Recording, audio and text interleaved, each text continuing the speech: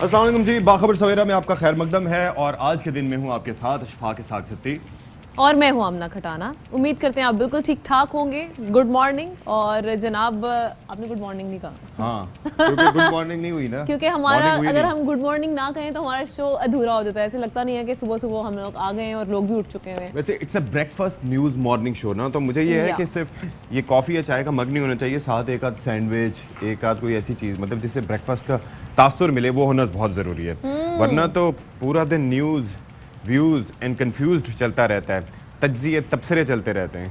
अब आप मेरा फोकस हटा रहे हैं क्योंकि मेरा खाने की तरफ ध्यान जा रहा है। मेरे जहन में नित नए खाने आ रहे हैं। सोचे ना यूं मतलब आपके हाथ में हो सैंडविच और आप स्टार्ट करते हुए अस्सलाम वालेकुम नाज़रीन, उम्मीद है आप लोग भी नाश्ता कर रहे होंगे। मैं जेलस फील नहीं कर रहा क्योंकि आप अपने घरों में बैठे हैं, पराठे फोड़ रहे हैं, हम यहाँ पर बैठे सैंडविचों से काम चला रहे हैं, लेकिन कम से कम कुछ तो है हमारे पास। अभी तक तो वैसे सैंडविच भी नसीब नहीं हुआ, इसके शो के बाद ही हम कुछ करेंगे नाश्ता। बहरहाल जनाब, गर्मी ने बड़ा तंग कर दिया हुआ है और कल तो इतनी ज्यादा सियासी गर्मी तो अपनी जगह उसने तो तंग किया ही हुआ है। उसके बाद सूरज ने बड़ा तंग किया हुआ है। कराची में खास तौर पे हम देख रहे हैं कि कल 42 तक पारा था और कल जब बाहर 42.5 कल 5 ओके, तो ऐसा लग रहा था जाते हुए बाहर कि हम तंदूर में आ गए हैं। क़यामत खेज गर्मी थी, लेकिन उसका बताने का मकसद ये है कि हम रोज़ाना आपको कोई ना कोई टोटका बता रहे होते हैं। जी, पानी का इस्तेमाल ज़्यादा कर लें, ग़िज़ाएँ ऐसे खा लें जिससे गर्मी से बच जाएं, अपने आप को लिहाफ से ओढ़ लें ताकि सर पे ज़्यादा गर्मी ना लगे। लेकिन आज जो मैं चीज़ आज बाहर निकल के, हाँ क्या लिहाफ ओढ़ लें, बाहर निकल के बाहर जब गर्मी में जाएं तो सर को ढांप लेना। अच्छा, लेकिन लिहाफ तो ना लेना, लिहाफ तो सर्दियों में होता है भाई, चादर वादर या किसी चीज से, या साफा जिसे कहा जाता है ना, वो उससे ओढ़ लें, टोपी पहन लें, छतरी ले लें भाई। टोपी ज्यादा गर्म लगती है तो कोई ऐसा रुमाल सा बांध दे, रुमाल वही है, साफा या रुमाल। अच्छा, एक चीज जो मैं आज मशवरा देने वाली थी वो ये मैंने रियलाइज किया, खास तौर पे मर्द हजरात वो बड़ा इस मामले में ना कंजूसी से शायद काम लेते हैं, या शायद ये कहें कि बिल्कुल बेध्यान कर देते हैं, लापरवाह हो जाते हैं। वो ये कि जब गर्मी होती है तो बाहर सनस्क्रीन नहीं लगाते वो। हाँ, मैं कभी नहीं लगाता। सनस्क्रीन लगाना बहुत जरूरी है, वरना ये जो 42.5 डिग्री सेंटीग्रेड चल रहा है ना, यानी कि आप देखते हैं वो क्रिकेटर्स हमारे कभी कभार वो बैलूनों में जब खेलने जाते हैं तो होंठों पे गालों पे वो जो लगाते हैं वो जिससे एट टाइम्स इंसान कार्टून लगता है, वो वाले सनस्क्रीन नहीं, सनस्क्रीन तो दूसरे वाले भी हैं ऐसे जो ट्रांसपेरेंट होते हैं, लगाएं एटलीस्ट। चलिए आप लेके आए, मैं लगाऊंगा, फिर उसके बाद अमराज का शिकार हो जाएंगे। I will advise the others to use it as well. तो पहले आप मेरे लिए लेके आएगा। बहुत शुक्रिया आपका। Top stories.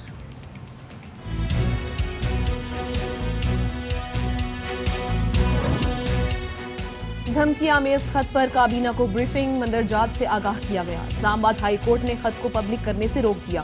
फैसल वाडा का कहना है कि वजीर आजम की जान को खतरा है, कत्ल करने की धमकियां दी जा रही हैं।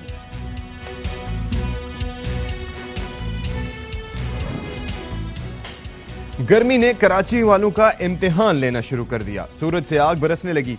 शहर हीट वेव की लपेट में, 12 बरस का रिकॉर्ड टूट गया।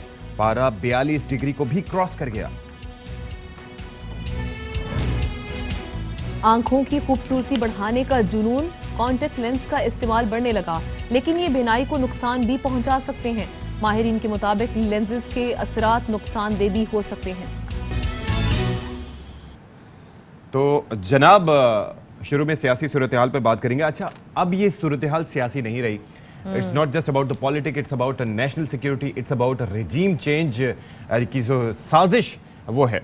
तो कल काफ़ी हंगामा खेज दिन था और मुझे कुछ देर मज़ीद रुकने का इत्तेफाक हुआ। तो उसके अंदर जो डिटेल्स अनफोल्ड हो रही थी, दे वर वेरी अलार्मिंग। और आप ये देखें कि किस तरीके से मगरबी ममालिक अपने मुफादात के हुसूल के लिए किसी भी हद तक जा सकते हैं, और इस हवाले से चैलेंज भी किया जाता है, इस हवाले से आपको थ्रेटन भी किया जाता है। लेकिन अगर कोई रहनुमा आज़ाद खारिजा पॉलिसी की बात करे या मुल्क की सालमियत और खुद मुख्तारी पर कोई समझौता ना करे, या अपनी मर्ज़ी के ब्लॉक में जाना चाहे, अपनी मर्ज़ी के मुल्कों से ताल्लुकात बनाना चाहे, तो ये चीज़ें कुछ लोगों को बड़ी बुरी लग जाती हैं। बिल्कुल ऐसे कल वज़ीर आज़म इमरान खान ने जब एक तकरीब से खिताब किया तो ऐसा लगा कि जैसे वज़ीर आज़म इमरान खान ये बताना चाह रहे हैं कि जो साजिश हो रही है या हुकूमत ख़त्म करने के लिए जो कुछ हो रहा है वो तमाम तर जो कोशिशें हैं वो इस ख़त की वजह से हो रही हैं। और वज़ीर आज़म इमरान खान ने कहा कि ये ख़त अब मैं सीनियर सहाफ़ियों को और इसके अलावा जो हमारे अरकान हैं इत्तेहादी जमातों के, उनके साथ शेयर करने जा रहा हूँ। तो वज़ीर आज़म इमरान खान ने कल ये ख़त जो था वो शेयर किया सीनियर सहाफ़ियों के साथ, काबीना अरकान के साथ, लेकिन साथ ही साथ वज़ीर आज़म इमरान खान ने ख़त को कौमी सलामती इदारों के सरबराहान को भी एतमाद में लिया और अब ये कौमी सलामती कमेटी में भी पेश किया जाएगा। एक चीज़ के अंदर थोड़ी सी क्लैरिटी कि काबीना के अरकान को तो दिखाया गया टेलीप्रॉम्प्टर पे, जो सीनियर सहाफ़ी वहाँ पर गए थे उनको उसके मंदरजात बताए गए और ख़त उनको दिखाया गया दूर से, क्योंकि करीब से दिखाने पर वो ऑफिशियल सीक्रेट एक्ट वाला मामला आ जाता है। तो ज़ाहिर है कि वो एक अपने हल्फ के तहत वज़ीर आज़म साहब पाबंद हैं कि इस तरह की डिटेल्स को शेयर ना किया जाए। लेकिन वज़ीर आज़म साहब ने इस सारे मामले पर क्या मौक़िफ़ दिया अब तक, वो ज़रा आपको दिखाते हैं। शक किया जा रहा है कि शायद इमरान खान को इस तरह अपनी हुकूमत बचाने किस तरह कर रहा है, इसलिए मैंने आज फैसला किया। ये जो साजिश है ये इंशाल्लाह वो आज डॉक्यूमेंट मैं सीनियर जर्नलिस्ट को अब दिखाऊंगा। लोग समझते हैं ना जी कि कोई ड्रामा हो रहा है, मैं टॉप पाकिस्तान के सहाफ़ियों के साथ वो शेयर करूंगा। जो हमारी एलाइड पार्टीज है उनमें से एक आदमी नुमाइंदे को बुलवाऊंगा, उनसे शेयर करूंगा, बताऊंगा कि ये डॉक्यूमेंट रियल है। ये जितनी मैं कह रहा हूं उससे ज्यादा साजिश है और वो डॉक्यूमेंट के अंदर वाज़ेह है। हम सिर्फ ये देख रहे थे कि हम अपने मुल्क के इंटरेस्ट को प्रोटेक्ट करना चाहते हैं, इसलिए हम वो पूरी तरह लोगों को बता नहीं सकते किन ममालिक के कौन से लोग थे बाहर जिन्होंने ये हमें धमकी दी है। लोगों ने जो फैसला करना करे, लेकिन कम अज कम फैसला करते वक्त ये सोच लें जो भी आप फैसला करेंगे कहीं आप एक बहुत बड़ी इंटरनेशनल साजिश जो पाकिस्तान के खिलाफ हो रही है उसका हिस्सा ना बन जाए। अच्छा जी, कल इस्लामाबाद हाई कोर्ट में एक दरख्वास्त दायर की गई शहरी की जानिब से, जिसमें वज़ीर आज़म को ख़त का मतन जो है वो शेयर करने से रोका गया और इस्लामाबाद हाई कोर्ट ने भी हुक्म दे दिया है कि इस्लामाबाद हाई कोर्ट के chief justice Islamabad high court ने तहरीरी हुक्मनामा इस हवाले से जारी किया और उन्होंने कहा कि वज़ीर आज़म को हल्फ की खिलाफ वर्जी करते हुए कोई भी खुफिया मालूमात पब्लिक करने की इजाज़त नहीं है। उम्मीद रखते हैं कि वज़ीर आज़म ऑफिशियल सीक्रेट एक्ट की खिलाफ वर्जी नहीं करेंगे। ख़त की तशहीर से रोकने वाली इस्तदा पर रोकने का हुक्म वज़ीर आज़म पर एतबार ना करने जैसा होगा। ठीक है जी। अच्छा, इसी दौरान जब ये सारा कुछ हो रहा था मामला, दूसरी जानिब जो अब सियासी मामला है उस पर ज़रा तज़किरा कर लेते हैं, बात कर लेते हैं। हम ज़रा पहले फुल स्क्रीन पे आ जाएं। हाँ जी, MQM पाकिस्तान की जानिब से मीनवाइल जब ये सब कुछ हो रहा था तो हुकूमत से अलहदगी का ऐलान कर दिया गया। 4 बजे होने वाली प्रेस कॉन्फ्रेंस जो है वो 4:30 बजे हुई और उससे पहले 1:30 बजे के करीब उनके 2 वफाकी वज़रा की जानिब से इस्तीफ़े भी दे दिए गए।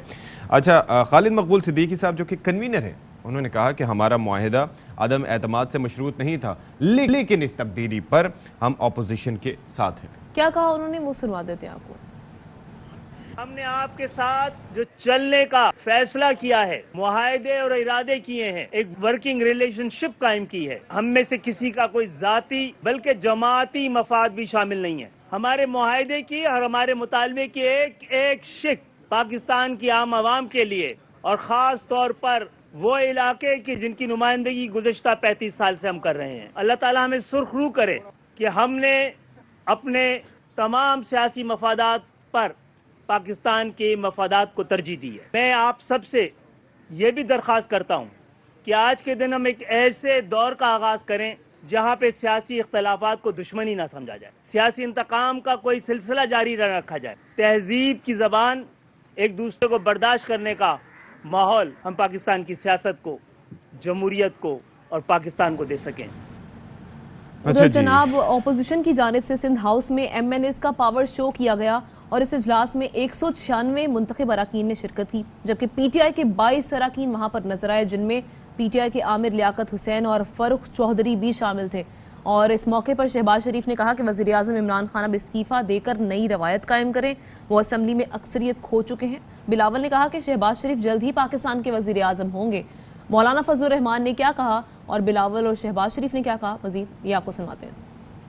प्राइम मिनिस्टर चाहे वो सिलेक्टेड क्यों ना हो, उनको चाहिए कि जब वो अदबी कुव्वत खो बैठे हैं पार्लियामान में, इस्तीफा देकर एक नई रीत कायम करे। शहबाज शरीफ साहब ने बड़ा सही चैलेंज दिया है वजीर आजम साहब को, वो इस्तीफा दे। शहबाज शरीफ साहब जल्द ही मुल्क का वजीर आजम मुंतखब होगा। ये कहना कि मेरे खिलाफ आलमी साजिश हुई है, ड्रामे न मत बनाओ, खत आया है, फिर धमकियाँ दी हैं, किसी ने धमकी नहीं दी। आपकी हैसियत वो नहीं है कि जिसको अमेरिका या इस लेवल का कोई मुल्क आपको धमकियाँ दे। अच्छा, फवाद चौधरी साहब ने ये कहा कि भाई इस वक्त जो सूरत हाल है ना, वो है 1992 के वर्ल्ड कप वाली। वो वजह उसकी ये है कि उस वक्त भी कई लोगों ने पाकिस्तानी टीम को राइट ऑफ कर दिया गया था कि भाई ये तो टीम परफॉर्म नहीं कर सकती। शुरू में जब मैचेस हार गए थे, लेकिन वज़ीर आज़म साहब जो कि उस वक्त कप्तान थे कौमी टीम के, वो बड़े कॉन्फिडेंट थे। दूसरी जानिब वफाकी वज़ीर दाखिला शेख रशीद कहते हैं कि वज़ीर आज़म मैं पहले ही कह रहा था कि असम्बलियाँ तोड़ दें, मुझे पैसों के 2-4 थैले दे देते तो बात यहाँ तक ना पहुँचती। इमरान खान लड़ेगा, ना तो किसी ने रिजाइन मांगा, ना ही वजीर आजम रिजाइन करेंगे। आखिरी बॉल तक गेम जाएगी। इस वक्त जो सूरत हाल है 92 के वर्ल्ड कप पर है, लग रहा है हम पीछे है नहीं पीछे। गेम पलटेगी तो सारे देखेंगे। प्राइम मिनिस्टर साहब डटे रहना। छोटे छोटे बिकने वाले लोग, सियासी कीड़े मकोड़े, गंदी नालियों की ईंटियां जो पैसे लेके अपने जमीर को बेचती हैं, पाकिस्तान जैसे ताजमहल को दागदार करती हैं। इनकी सोच जो मर्जी हो, अवाम की वोट और अवाम की सोच आपके साथ। ने मुझे मशावरत में नहीं रखा, 2-4 थैले मुझे भी ट्रक दे देते पैसों के, तो ये बात ही यहाँ तक ना पहुँचती, ये बात ही खत्म हो जाती। माल इनकी कमजोरी है, सब चल के आएंगे वापस आपके पास, पर इनको ठुड्डा मारना। आप माफ कर देते हैं, माफ करने की कोई गुंजाइश नहीं। उधर अगर देखा जाए तो पंजाब में भी सूरत हाल जो है वो काफ़ी हद तक अब क्लियरली दिखाई दे रही है, क्योंकि अलीम खान ग्रुप और तरीन ग्रुप पर तकिया किए बैठे थे परवेज इलाही साहब, लेकिन उन्होंने अब इनकार कर दिया परवेज इलाही को वोट देने से। लेकिन परवेज इलाही साहब ये कह रहे हैं कि उनके पास जो मुस्लिम लीग नून के मुनहरिफ अरकान हैं, उनकी काफ़ी बड़ी तादाद है जो उनको हिमायत कर रही है, उनकी सपोर्ट कर रही है। नए कपड़े बदल कर जाऊँ कहाँ और बाल बनाऊँ किसके लिए? तो बहरहाल ये अभी किसी हद तक वो ये भी सोच रहे होंगे, क्योंकि इससे पहले तक उनके फैसले काफ़ी मुस्तनद रहे, देखभाल के किए। इस बार कुछ डिफरेंट हो गया। तो तमाम तर सियासी सूरत हाल पर बात कर लेते हैं। तजियाकार, सीनियर तजियाकार हमारे साथ मौजूद हैं, मज़हर अब्बास साहब। मज़हर साहब, बहुत शुक्रिया, आपने हमारे लिए वक्त निकाला अलसुब एक बार फिर। तो कल बड़ी एक जो कहते हैं ना कि लम्हा बलम्हा बदलती सूरत हाल से हम आगाह करते रहे, तो कल वाकई लम्हा बलम्हा सूरत हाल बदल रही थी। आपको क्या लगता है कि is there any chance for the government कि वो बच सकती है अब भी, या अब द पार्टी इज ओवर? जी बहुत बहुत शुक्रिया और सुबह बखैर। देखिए, आप अभी मैं सुन रहा था आपको, एक तो बहुत संजीदा मामला है जो लेटर के हवाले से है या डॉक्यूमेंट के हवाले से है। और जब इमरान खान साहब ये सारी बातें कर रहे थे, मैं तो खैर टॉप जर्नलिस्ट में से नहीं था, लेकिन मैंने उन अमेरिकन एम्बेसी जो तेहरान में थी उसके पाकिस्तानी पेपर्स पढ़े हैं, और उनके अंदर बहुत सी ऐसी चीज़ें हैं जिस तरफ इमरान खान इशारा कर रहे थे। लेकिन वो डॉक्यूमेंट्स जो होती हैं, अगर आप उनको पढ़ें तो आपको अंदाज़ा होगा कि इस तरह ऑफिशियल्स मीटिंग्स जो हैं वो बहुत रूटीन मीटिंग्स होती हैं। तो उसमें थ्रेट्स भी होते हैं, उसके अंदर कंसर्न्स भी होती हैं, उसके अंदर सजेशंस भी होती हैं।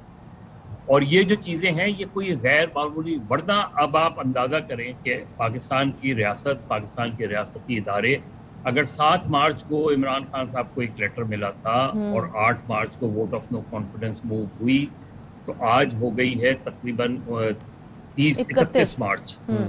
अब आप अंदाज़ा करें कि इतने पीरियड में ज़ाहिर है रियासती इदारों ने अपनी तहकीक भी की होगी, सारी चीज़ें की होंगी, और जिसे हम न्यूट्रल एम्पायर्स का नाम देते हैं, क्या वो इस अदम एतमाद की तहरीक को रोकने के लिए अपना रोल नहीं प्ले करते? अगर ये नेशनल सिक्योरिटी का इशू होता तो उन्होंने ये रोल क्यों नहीं प्ले किया? किसी इत्तेहादी, हर इत्तेहादी अपने फैसले खुद कर रहा है, डिसिडेंट्स अपने फैसले खुद कर रहे हैं। मेरा ख्याल है 2 मुख्तलिफ चीज़ें हैं। ये पाकिस्तान को अमेरिकन की तरफ से, या फॉर दैट मैटर किसी भी कंट्री की तरफ से, क्योंकि मुझे और आपको नहीं पता कि उसमें, उस डॉक्यूमेंट में किस को रेफर किया गया है, कौन सी एम्बेसी है, कौन से ऑफिशियल थे, मुझे कम से कम मैं गेस कर सकता हूँ, लेकिन मैं ऑथेंटिक तरीके से बात अच्छा, ट्विटर पर भी इस हवाले से काफ़ी चीज़ें चल रही थी कि कोई डिप्टी सेक्रेटरी ऑफ स्टेट बराए साउथ एशिया, उनकी जानिब से कुछ ये कहा गया। देखिए बहुत नॉर्मल चीज़ें होती हैं ये, वो हर कंट्री के एम्बेसीज में इस तरह के लोग होते हैं, और दूसरे ऑफिशियल्स उनको इस तरीके से वॉर्न भी करते हैं, बावर भी कराते हैं अपने स्टेट की पॉलिसी, अपने स्टेट के कंसर्न। ये जो किताब है ना, जैसे ये सीक्रेट डॉक्यूमेंट है ये, वो इसके अंदर ये सारी ऐसी चीज़ें होती हैं। तो जिस तरीके से कल मैं बासित साहब को भी सुन रहा था, इस तरीके से शेयर नहीं की जाती। अच्छा, सिर्फ कंसर्न ये है कि इस तरीके से चीज़ें शेयर नहीं की जाती। आप अपनी पॉलिटिकल स्पीच में ज़रूर ये सारी बातें करें, ये सारी चीज़ें करें आप, पार्लियामेंट में आके अच्छा आपने फैसला किया कि पार्लियामेंट में जाके चाहे इन कैमरा सेशन हो या नहीं हो, आप उसमें जाके सीरियसली अक्रॉस द बोर्ड, लेकिन ये काम आपको कब करना चाहिए था? ये काम आपको 8 मार्च को करना चाहिए था, 9 मार्च को करना चाहिए था, 10 मार्च को करना चाहिए था। तो आज जाके मज़र साहब पार्लियामेंट अगर के ऐसे पहले ही कर लिया होता तो आज गेम कुछ मैं चेंज यही होती। यही बात कह रहा हूँ। देखिए, उसके बावजूद अगर आपने जाहिर है आर्मी चीफ से, सिक्योरिटी इदारों से ये शेयर किया, आपके बकौल आपने शेयर की, उनको बताया, उसके बाद आप उसके बाद की पॉलिटिकल डेवलपमेंट्स देखें ना कि लोग आपका साथ छोड़ते चले जा रहे हैं। यानी आप ऑपोजिशन को एक तरफ रखें, इस वक्त कोई 50 के करीब वो लोग आपके खिलाफ हैं जो आपके इत्तेहादी या आपकी पार्टी के अंदर के लोग थे। ऐसा ही है। अब आप अपनी पार्टी को और अपने पूरे प्रोसेस को रिव्यू करें, देखें कि वो कौन से लोग थे। कुछ ऐसे लोग हैं आपके डिसिडेंट्स इस वक्त जो आज भी आपके साथ खड़े हैं, जो आज भी वोट ऑफ नो कॉन्फिडेंस की सूरत में वो ऑपोजिशन को वोट नहीं देंगे, लेकिन वो ये कह रहे हैं कि आपकी पॉलिसीज गलत हैं। वो ये कह रहे हैं कि आप जिस तरह की सियासत कर रहे हैं, जिस तरह का आपका रवैया है, वो गलत है। आप जाके बात कर लें, आप नजीब हारून साहब से बात कर लें, वो तो ऑपोजिशन के साथ जाके वोट नहीं दे रहे, लेकिन वो कह क्या रहे हैं आपसे? वो पार्टी के उन 2 लोगों में से हैं जिन्होंने 1996 में पार्टी की बुनियाद रखी, इमरान खान समेत। उन 2 लोगों के आखिरी लोग हैं, बाकी सब निकल गए पार्टी से। जो निकल गए उनके बारे में सोचें, इमरान खान के वो क्या कहते थे, हामिद खान साहब के बारे में सोचें, क्या कहा करते थे 2013 में कि ऐसे लोगों को पार्टी में शामिल ना करें। आज कौन अच्छा, से लेकिन लोग एक चीज ये आपको है वोट- कि एक पहले से एक इम्प्रेशन आ रहा था, तहरीक अदम एतमाद जिस तरह से पेश की गई, तो उस वक्त ये कहा जा रहा था कि जी का जाना ठहर गया है और वो किसी भी सूरत में जाना था, और उसकी वजूहात उनकी पॉलिसीज़ भी हो सकती हैं, शदीद तरीन महंगाई भी हो सकती है, ऑपोजिशन की अपनी आपस में सेटलमेंट भी हो सकती है, और वो ज़ुबान का इस्तेमाल भी हो सकता है जो कि वज़ीर आज़म और उनके साथियों की जानिब से किया जाता रहा। ये मामला एक अलग मामला है जिस पे रिजीम चेंज की बात की गई है, लेकिन वो मामला अपनी जगह थे। देखिए, दोनों चीजें को आपको गवर्नमेंट के लेवल पे, हर लेवल पे देखना चाहिए। वो मैंने पहले शुरू में कहा था कि वो संजीदा मामला है, और संजीदा मामले को इस तरह पब्लिक नहीं करना चाहिए जब तक उसका कोई कंक्लूजन ना निकल आए, उसका एक अल्टीमेट चीज़ें सामने ना आ जाए, जो कि जाहिर है अभी तक अगर सामने आती तो चीज़ें मुख्तलिफ होती। तो उसको टैकल करने का अंदाज वो नहीं होता जो वोट ऑफ नो कॉन्फिडेंस को टैकल करने का अंदाज है। वोट ऑफ नो कॉन्फिडेंस को टैकल करने का ये अंदाज नहीं है कि आप शारे दस्तूर पे 1 लाख आदमी लेके पहुंच जाएं या 2 लाख आदमी लेके पहुंच जाएं। आपने देखना ये है कि ऑपोजिशन के नंबर्स तो बहुत कम थे ना। हाँ, आप मेजॉरिटी में थे ना। आज आपके नंबर माइनस में क्यों जा रहे हैं? आज आपको वो लोग मशवरा दे रहे हैं कि लड़े रहो झगड़े। मैं क्रिकेट खेलता रहा हूँ, क्रिकेट में 2 चीज़ें होती हैं। ये जो लोग 92 वर्ल्ड कप की मिसाल दे रहे हैं, जो दूसरे लोगों की, कि आखिरी बॉल तक लड़े रहना। कुछ वक्त ऐसा आता है कि जब पता होता है और उसके बाद मैच चंद ओवर पहले ख़त्म कर दिया जाता है क्योंकि रिजल्ट ऑब्वियस हो जाता है जी। ये भी क्रिकेट में होता है। तो चीज़ ये है कि आपने, और डिफाइंस जो है, रेजिग्नेशन भी एक डिफाइंस होता है कि पाकिस्तान की डेमोक्रेटिक कंट्रीज में जो आदमी इखलाकी तौर पे समझता है कि वो मेजॉरिटी लूज कर गया है, वो खड़ा होता है, कौम से खिताब करता है, कहता है कि ये मेरा रेजिग्नेशन है, मैं फिर लोगों के पास जाऊंगा और फिर मुंतखब होके आऊंगा और इससे ज्यादा मेजॉरिटी के साथ अच्छा, मज़र आऊंगा। साहब, ये भी डिफाइंस होता है। मज़र साहब, अभी जो वज़ीर ख़ारजा का दौरा चीन है, उससे कुछ हो सकता है कि कुछ गेम में थोड़ी सी तब्दीली आए, कोई ऐसा पैगाम वहां से आए कि रिजीम चेंज नहीं होना चाहिए, सूटेबल है? देखिए, पाकिस्तान की पॉलिटिक्स में कम से कम 40-50 साल की पॉलिटिक्स को मैं बहुत करीब से देखा है मैंने। 2-3 ममालिक ऐसे हैं जो पॉलिटिकल क्राइसिस में, इंटरनल पॉलिटिकल क्राइसिस में अपना कहीं ना कहीं रोल प्ले करते हैं, चाहे एक तरफ या दूसरी तरफ। एक अमेरिका, दूसरा सऊदी अरब, तीसरा चीन सबसे कम इंटरफेयर करता है। चीन ऐसे मामलात में अपने आप को दूर रखते हैं, इंटरनल इश्यूज में अपने आप को दूर रखते हैं चीन। लेकिन आज के दौर में CPEC भी है, ये सारी चीज़ें हैं, तो ऐन मुमकिन है कि चीन कोई मशवरा दे। इस चीज़ का इम्कान हम रद्द नहीं कर सकते। सऊदी अरब बहुत इंपॉर्टेंट रोल प्ले करता है ऐसी सारे सिचुएशंस में। इसी तरीके से अमेरिकन का अपना वो इनपुट होता है, वो हर लेवल पे इनपुट लेते भी हैं और अपना इनपुट देते भी हैं। तो ये जो 3-4 ममालिक हैं ये बहुत इंपॉर्टेंट रोल प्ले करते हैं, एंड मुमकिन है किसी न किसी लेवल पे ये रोल प्ले किया जा रहा हो इस वक्त भी, क्योंकि उन्हें पाकिस्तान की फिक्र होती है, यानी चाइना को, सऊदी अरब को, उनको इस लिहाज से बहुत कंसर्न होता है कि पाकिस्तान में political uncertainty lead to economic instability. जब अगर सियासी अदम इस्तेकाम होगा तो ये हो नहीं सकता कि मईशत आपकी ऊपर जाए।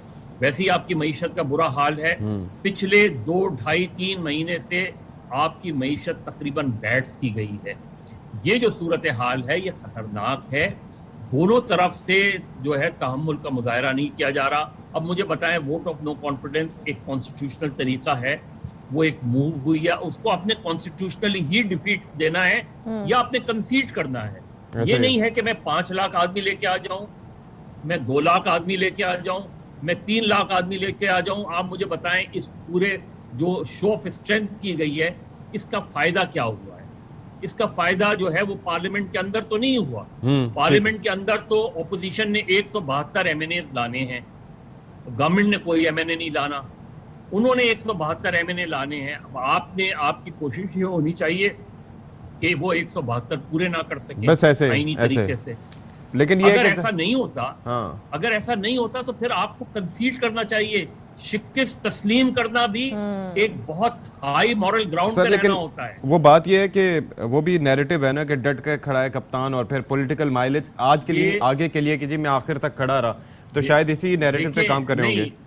मैं आपको बताऊं, आखिर तक खड़े रहने के क्या माने होते हैं? ये नहीं माने होते कि मुझे पता है कि अब इसके बाद आखिरी बॉल भी मैं कराऊंगा और वो छक्का भी मार देगा तो मैं मैच नहीं जीत सकता। एक ये चीज भी तो होती है ना। ठीक है, आप अपनी टीम का मॉरल जरूर हाई करते हैं, लेकिन जज्बाती अंदाज में फैसले करने से हमेशा सबसे ज्यादा नुकसान खुद उसका होता है जो इर्द गिर्द के मशवरे दे रहा हो। इमरान खान अपने मुशीरों से बचें, इमरान खान उन मुशीरों से बचें जो आज इधर हैं, कल कहीं और थे और कल कहीं और होंगे। ठीक है, लोग मशवरे दुरुस्त नहीं देते।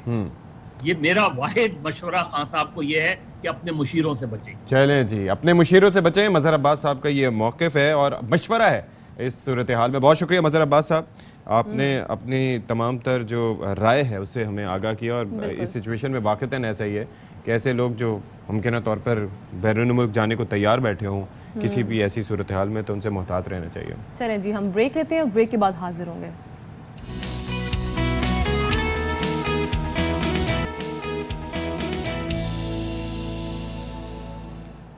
Welcome back once again. और आजकल हम ये देखते हैं कि हर दूसरे शख्स को नज़र की कमज़ोरी से वो का शिकार हो जाता है, और उसके बाद या तो चश्मे पहले लगाए जाते थे, लेकिन अब नित नए तरीके आ गए हैं। लोग ये कोशिश करते हैं कि जी लेंसेज लगा लिए जाएं ताकि ये फील ना हो कि जो चश्मे लगे हुए उनकी आंखों की जो खूबसूरती है वो मुतासर हो। इसके अलावा अब कलर लेंसेज भी आ गए हुए हैं, जिसका इस्तेमाल ये कहते हैं तिब्बी माहिरीन कि अगर वो लगाए जाएँ तो वो आपकी आंखों के लिए शदीद ख़तरनाक हो सकते हैं, यानी नुकसानदेह साबित हो सकते हैं। बिल्कुल जी, और उसके अंदर फिर दूसरे फैक्टर्स भी आ जाते हैं। एक तो ये है कि उनके कलर वगैरह से मुनासिबत से, दूसरा ये है कि जब आप आंखों में लगाते हैं तो उनकी हैंडलिंग आप कैसे करते हैं, उनको कितनी देर के लिए यूज़ करते हैं, इस्तेमाल करते हैं, तो अपने हाथों को किस हद तक साफ़ रखते हैं कि कोई भी बैक्टीरिया आपके हाथों से आपकी आंखों में ट्रांसफ़र ना हो जाए। उसके अलावा एक मुद्दत भी होती है किसी भी कॉन्टैक्ट लेंस की, उस मुद्दत से ज़्यादा, उस एक्सपायरी के बाद भी डे टू डे वेयर के भी लेंसेज होते हैं, कुछ 3 माह तक के लिए होते हैं, अगर उससे ज़्यादा भी आप इस्तेमाल करेंगे वो भी नुकसानदेह होते हैं। क्या क्या नुकसानात हो सकते हैं, किस तरह से बच सकते हैं, हमारे साथ मौजूद हैं माहिर अमराज चश्म प्रोफेसर डॉक्टर शाहिद मिर्ज़ा साहब। बहुत शुक्रिया सर, आपने हमारे लिए वक्त निकाला। ये सबसे पहले बताइएगा कि ज़ाहिर है कॉन्टैक्ट लेंसेज लोग पहनते हैं ऑल्टरनेट के तौर पर कि भाई ये ग्लासेस ना पहनने पड़े, मोस्टली जिनकी नज़र कमज़ोर होती है, लेकिन किन किन मसाइल का सामना करने के बाद लोग आपके पास आते हैं जो कॉन्टैक्ट लेंस पहनते हैं? इसका थैंक यू यार, आपने मुझे इनवाइट किया। कॉन्टैक्ट लेंस के मसाइल, पहली बात है कि रिलेटेड टू अवेयरनेस है कि पब्लिक को लोगों को ये मालूमात ही हासिल नहीं होती, वो शौक़ के बेस पे वो डिसीजन लेते हैं। ये थोड़ा सा अंडरस्टैंड करने की चीज़ है कि शौक़ से बेहतर है कि आप एक प्रॉपर मुस्तनद प्रोडक्ट आप मार्केट से वो लें।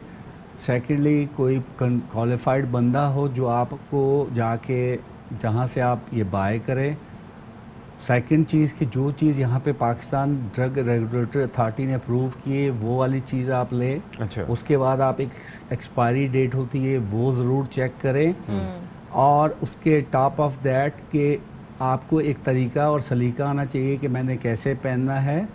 फिर जब आप एक प्रॉपर आदमी ऑप्थोमोलॉजिस्ट या ऑप्टोमेट्रिस्ट जो आपको प्रिस्क्राइब लेंस करता है तो आपको प्रॉपर फिट है कि नहीं, ये बहुत ज़रूरी है कि आपको मालूम होना चाहिए, क्योंकि जो कॉस्मेटिक एक सबसे इम्पॉर्टेंट चीज़ है कि ये डिवाइस है जो आंख को लगती है, जो इसका नेक्स्ट कॉन्सिक्वेंस या आप कहें जो अगला मरला है प्रॉब्लम का, वो आपको ब्लाइंडनेस की तरफ ले जाता है। अच्छा सर, लेकिन आपने कहा कि दो चीज़ें, एक तो ड्रैप से मंजूर होना चाहिए, लेकिन जो आजकल शुरू हुआ है, लेकिन हम में से कोई भी उस चीज़ को नहीं देखता। या आज आपने बताया तो अगर सारी अमेरिका में या जो फर्स्ट वर्ल्ड है वहाँ पे उनकी सोसाइटी अप्रूव्ड ये डिवाइसेस करती है कि आप FDA की जाने FDA, और हमारे पास एक ड्रैप एक अथॉरिटी है कि वो किसी जिसको को पैरामीटर पूरे करके।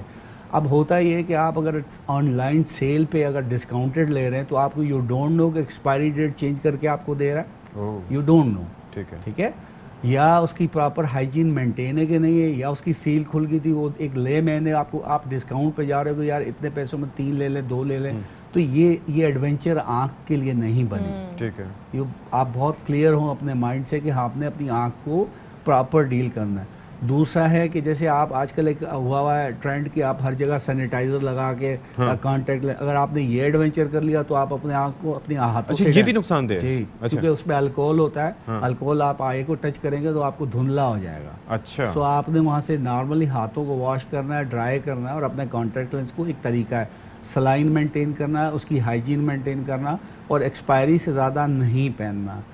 एक सबसे बड़ा प्रॉब्लम जो हम देखते हैं कि ख़वातीन कॉन्टैक्ट लेंसेज पहनती हैं मेकअप के साथ, और जब वो उतारती हैं तो सारा मेकअप उस कॉन्टैक्ट लेंस के अंदर घुस जाता है। सो अगेन इट्स इरिटेशन, क्योंकि आप बेसिकली क्या होता है कि कॉन्टैक्ट लेंस इस जगह के ऊपर आप फिट होता है जो आपकी नज़र के लिए और कॉस्मेटिक पॉइंट ऑफ व्यू इस ये थोड़ा ज़ूम करके अगर दिखा सकें तो हाँ, इस जगह पे इस पे लगा होता है, चिपका होता है। अगर इस पे बहुत ज़्यादा टाइट हो तो वो इरिटेशन कर देगा और आपको तकलीफ देगा, तो आपकी आंख लाल होगी। अगर लूज़ होगा तो भी ठीक है। तो ये प्रॉपरली जब आप ऑप्टिशियन या ऑप्थोमोलॉजी जाते हैं तो आपको ये सेटिंग आपको प्रॉपरली फिट होता है, आपको कंफर्ट होना चाहिए। साइजेस डिफरेंट होते हैं जी, इसके मुख्तलिफ साइज होते हैं, तो शुड बी प्रॉपरली फिट हो और आप कंफर्टेबल हो, ना कि आपकी आंख इरिटेट हो। ये पहली चीज़ है जो आप अच्छा, दूसरी एक चीज़ है मैं इस पॉइंट में कि कभी भी किसी का कॉन्टैक्ट लेंस आप नहीं शेयर करेंगे ना देंगे। इसके लिए वर्ड यूज़ होता है अंडरगारमेंट किसी को नहीं दी जाती, इस तरह ये चीज़ नहीं दी जाती। अल्लाह पाक ने हर किसी की डिज़ाइन अलग बनाया, वहाँ का अलग चीज़ उसको फिट होती है। और अगर एक किसी को नहीं पता कि उसने कितना यूज़ किया है कि यार स्पेयर में पड़ा, तो ये पॉइंट्स है कि आपने नहीं लेना। लेकिन लोग ये कहते हैं जी जर्म्स अगर हैं तो उसको अगर अच्छे से वॉश ऑफ कर दिया जाए तो लगा सकते हैं। ये आ जाती है कि आपने उस चीज़ को प्रॉपरली केयर करना है, या आप थोड़ा सा लर्न कर रहे हैं। जब आप एक कंसर्न बंदे के पास जाते हैं तो आपको गाइड करता है कि इसको किस तरह हैंडल करना है, क्या करना है। जो मैं पॉइंट्स बता रहा हूँ वो सारे उस जो पहनने वाला उसको पता होगा। सेकंड पॉइंट है उससे चूज़ क्यों करना है। कॉस्मेटिकली चूज़ करना है तो भी आप नहीं करना है। अगर आपने कॉस्मेटिक को चूज़ नहीं, ऑप्टिकल जैसे चश्मे की आपने वो बता तो भी यही करना है। अगर आपने किसी एक्टिंग के लिए या हेविलिन या जैसे गोरे पहनते हैं कि जहाँ पे किसी किस्म का आपने पहनना है कि अपने आँख को किसी भी जैसे करेक्टर में पहनना है जो आपको रिक्वायरमेंट।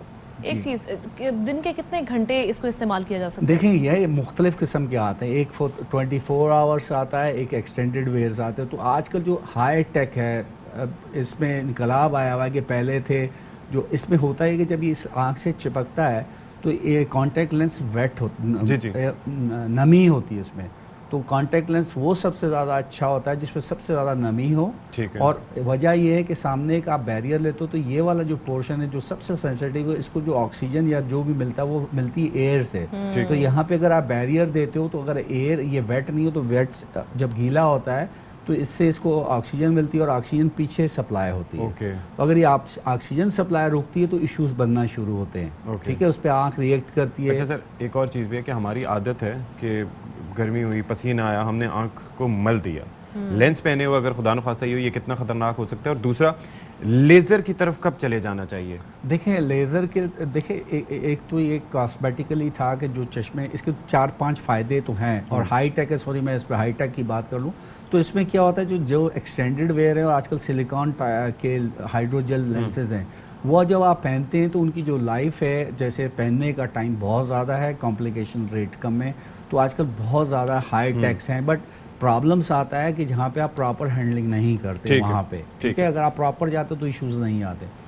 सेकंड ऑप्शन है कि आपने कलर्स कौन से पहनने क्या करने, तो कॉस्मेटिक कलर्स आजकल अवेलेबल बहुत सारे बहुत शेड्स में, तो जो ब्राउन कलर्स होते हैं यूजुअली मेंस के लिए होते हैं, थोड़े से जो लाइवली कलर है blue shades and green shades they are usually औरतें प्रेफर करती हैं इनको, और मटेरियल इसमें सिलिकॉन हाइड्रोजेल अगर वो मटेरियल हो तो बहुत अच्छा। लेज़र से मुतालिक बता दीजिए। जी लेज़र के मुतालिक देखें इसके आपके पास बेशुमार ऑप्शन है कि लेज़र क्या करता है कि लेज़र इस जो सामने कॉर्निया जहाँ लेंस रखता है इसको रीशेप या शेविंग करता है, तो लाइट एडजस्टमेंट होती है जो पीछे आ जाती है। तो एक ऑप्शन तो आपके पास ये लेज़र है, लेज़र में भी बहुत सारी वेराइटी बहुत सारे प्रोसीजर हैं। ये जब ऑप्थेल्मोलॉजिस्ट के पास आप हम जैसों के पास जाते तो आपकी एक असेसमेंट होती है कि नज़र कितनी है, इसमें आपकी कितनी रिक्वायरमेंट है। सेकंड आपके पास ऑप्शन आता है कि इन बिटवीन यहाँ पे एक लेंस इम्प्लांट आ जाता है जिसको हम ICL कहते हैं, ICL, ठीक है। ये उनके लिए होता है कि जिसमें पर्दों में गुंजाइश नहीं है कि वो आपके नंबर को करेक्ट कर से, यूजुअली वो 6 से लेके या अच्छा, वो 16 तक हाई पे जाता है। ठीक। उसके बाद एक और ऑप्शन होता है कि ये वाला जो एरिया है इसको हम क्लियर लेंस एक्सट्रैक्शन कहते हैं, वो उसपे इसको आप निकाल के आजकल नए लेंसेज आए हुए जो दूर बीच और करीब की नज़र बिल्कुल करेक्ट कर देता है। तो ये मल्टीपल ऑप्शंस आजकल आपके पास अवेलेबल है। ठीक है, बहुत शुक्रिया डॉक्टर शाहिद मिर्ज़ा साहब हमारे साथ मौजूद है और बड़ी उन्होंने गुफ्तगू की और काफ़ी आप लोगों के सामने भी कई ऐसी चीज़ें होंगी जिनके बारे में अवेयरनेस नहीं होगी लेकिन अब वो आ गई होगी, तो याद रखिएगा लाजमी तौर पर। बिल्कुल ऐसे ही अभी एक खबर शेयर कर लेते हैं। कराची के वैन ड्राइवर मासूम तलबा की जिंदगियों से खेलने लगे हैं। अब्दुल्ला हारून रोड पर एक वैन में 30 से ज्यादा बच्चे सवार, सेक्शन ऑफिसर ने स्कूल वैन का चालान करके ड्राइवर को गिरफ्तार कर लिया है। नज़ीर शाह मजीद इससे हवाले से हमें बताएंगे। बताइएगा नज़ीर शाह, ये क्या मामला है? नज़ीर शाह, ये क्या मामला है? एक जब कैपेसिटी नहीं थी तो इस वैन में इतने बच्चे बिठाने की क्या ज़रूरत थी? बिल्कुल देखें, ये अब्दुल्ला हारून रोड के करीब ये जब सेक्शन ऑफिसर ने इस वैन को रोका तो उसके अंदर 30 से ज्यादा बच्चे सवार थे। इस वीडियो में जो सेक्शन ऑफिसर अब्दुल्ला हारून रोड नवाज साले वो ये भी कहता नजर आ रहा है कि आपने 40 बच्चे बिठाए हुए, मतलब जो बाहर डाले पे लटके हुए थे वो तकरीबन 5 थे, दो बाहर की जानिब बैठे हुए थे और तकरीबन ये 25 से ज्यादा बच्चे अंदर बैठे हुए थे। उसने वीडियो अंदर की जानिब बनाई गई, जिसके बाद वो माफिया मांगता रहा जो वैन ड्राइवर है, उसका ये कहना था कि आपने इन बच्चों की जिंदगियां खतरे में डाली हुई, और वालिदैन को भी उसने अपील की है कि आप कम से कम उस वैन में भेजें जिसके अंदर जगह हो ताकि आपके बच्चों की जिंदगियां महफूज रह सके। उसके बाद उसने इस वैन ड्राइवर का 1540 रुपए का चालान किया और उसके बाद उसको लॉकअप करके उसके खिलाफ मुकदमा दर्ज करवा दिया है। लेकिन ये वाकया वालिदैन के लिए एक अवेयरनेस है कि वो देखें उनके बच्चे घरों से निकलते हैं, छोटे छोटे बच्चे और बच्चियां इसके अंदर बैठे हुए और बाकायदा ठूसे हुए जो सीटों पर बैठे हुए, नीचे जमीन पे बैठे हुए और बाहर लटक कर जा रहे हैं। जी चलें जी, बहुत शुक्रिया आपका नज़ीर शाह। ये चालान अगर करने पे आए तो ये सैकड़ों चालान रोज होने चाहिए क्योंकि हर जगह यही हाल देखने को मिलता है। और एक और चीज़ है, वालिदैन को भी देखना चाहिए कि जो स्कूल वैन है उसमें क्या सिचुएशन है, इसको देखते हुए फिर फैसला करना चाहिए। जी हम ब्रेक लेते हैं, ब्रेक के बाद वापस आएंगे।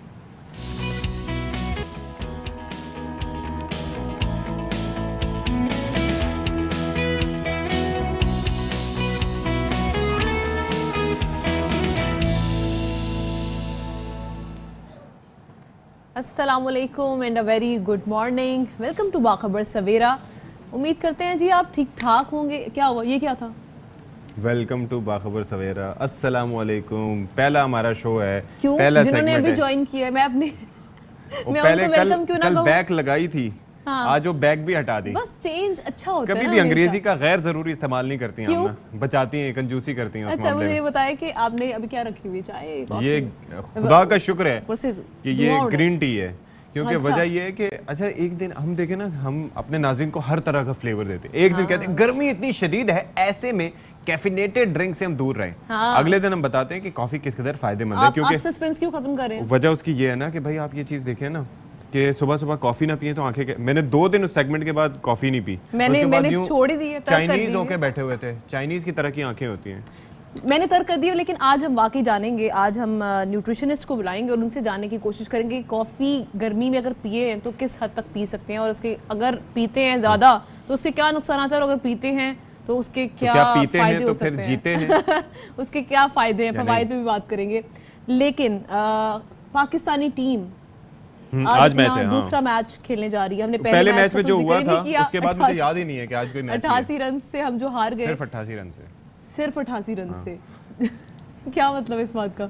मतलब हमें तवक्को यही थी ना। लेकिन आज हमारे पास चांस है सीरीज बचाने का। आज हमारे पास चांस आज हमारे पास शाहीन भी है सीरीज बचाने के लिए। उस दिन शाहीन नहीं थे। बस शाहीन के आने से ऑब्वियसली हमारा bowling attack would be much better, एक ज्यादा हम अच्छे इक्विप्ड होंगे, और बाकी देखते हैं कि खुशदिल शाह रियली बोल्ड वेल, और बाकी ये है कि हमारी बैटिंग को क्लिक करने की ज़रूरत है, वरना जिस तरह से हमने ऊपर जाने से उन्हें रोका था वो तो 350 से 400 के करीब बना लेते जिस तरह से ट्रेविस हेड ने शुरू किया था। लेकिन बहरहाल क्या करें। टॉप स्टोरीज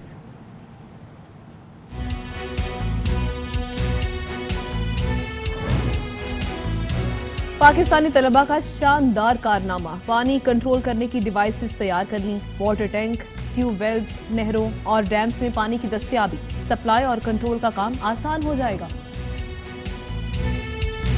खैबर पख्तूनख्वा में बल्दियाती इंतखाबात का दूसरा मरहला, 18 अजला में आज वोट डाले जा रहे हैं, मुख्तलिफ सियासी जमातों में मुकाबले का इम्कान। कॉफी पीना हमारी सेहत के लिए इंतहाई फायदेमंद है, मतवाज़न वजन के साथ साथ दिल की शरियानें खुली रहती हैं और फॉलेज का खतरा भी कम होता है।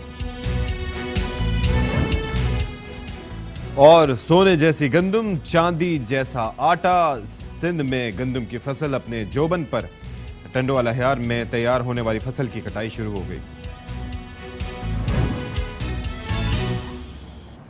अब जो हमने कॉफी का जिक्र किया, अब अन्य वहाँ कॉफी ना लोग पीना शुरू कर दें कि जी दिल की बीमारियों का खतरा कम है, फॉलेज का खतरा कम है। वो आपकी तरह आपके मशवरे पे जो यूट्यूब पे जाके देखते होंगे ना, वो आपके मशवरे पे जो YouTube पे जाके देखते होंगे, उनके लिए अभी आज वाला शो कल अपलोड 12 बजे के बाद, दोपहर के बाद अपलोड होगा, तो तब तक वो पुराना देख के कॉफी कम पियेंगे, आज के बाद वो ज्यादा पियेंगे। अच्छा जी। बहरहाल तो जनाब, हम पहले जो है वो ख्वातीन और हजरात हम ये ऐलान करने जा रहे हैं कि भाई जो बल्दियाती इलेक्शंस हैं उसका दूसरा मरहला है, और पहला मरहला आपको याद है ना कि जब हुआ था तो उस वक्त कहा यह जा रहा था कि बड़ी जी तहरीक इंसाफ मैदान मारेगी, लेकिन ऐसा नहीं हुआ, और JUIFA की मकबूलियत में इजाफा हुआ, और फिर जिस तरह की पॉलिटिक्स देखने में आई उसके नतीजे में JUIFA एक मरकज़ी जमात के तौर पर सामने है। अब दूसरा मरहला है। अब दूसरे मरहले में एक चीज़ बड़ी इंपॉर्टेंट है कि इसमें नून लीग भी अपना काम दिखाएगी, क्योंकि नून लीग के उन हलकों में यहाँ पर इंतखाबात हो रहे हैं जहाँ पर उनकी अक्सरियत है। बिल्कुल ऐसे ही है, और 18 अजलाएं जहाँ पर आज बल्दियाती इलेक्शन का दूसरा मरहला जो है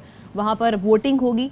इसके अलावा हमने देखा कि जो कैंपेन है यानी इंतखाबी मुहिम जो है वो उसका बड़ा इम्पैक्ट होता है इंतखाबात में। तो वज़ीर आज़म इमरान खान साहब पहुँचे थे, उन्होंने काफ़ी जलसे भी वहाँ पर किए और अपने जो हामी थे अपने सपोर्टर्स से उनका लहू भी गरमाया। अब देखना ये है कि अब नताइज क्या सामने आते हैं। बहरहाल बड़े ही इंपॉर्टेंट इलेक्शन है। क्योंकि इन इलेक्शंस में सबसे अच्छी बात क्या होती है बल्दियाती इलेक्शन में, बताएं? आप बताएं।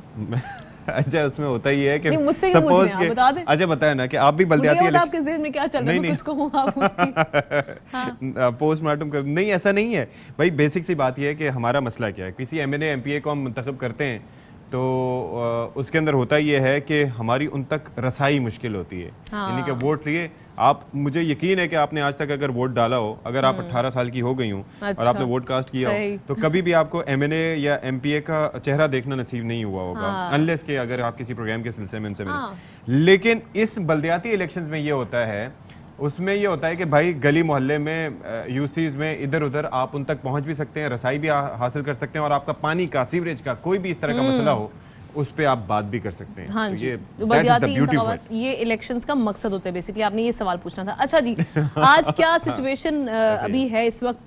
सुआत में मौजूद है हमारे नुमाइंदे शहजाद आलम।